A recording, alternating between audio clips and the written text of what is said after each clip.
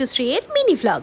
জামাই ষষ্ঠী মানেই আমাদের বাড়িতে একটা আলাদাই আনন্দের দিন। সারাটা দিন ধরে খাওয়া দাওয়া আড্ডা গল্প চলতেই থাকে।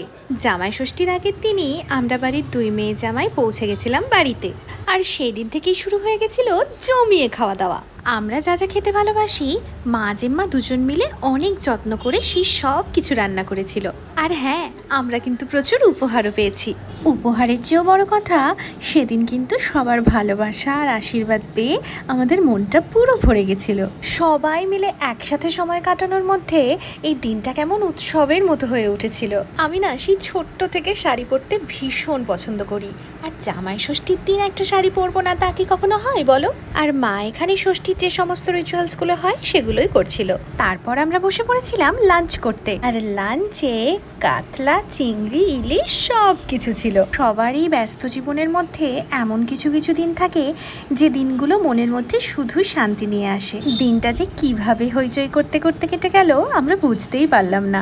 তবে আজকে এখানেই শেষ করি, দেখা হচ্ছে আবার নেক্সট ভ্লগে। টাটা।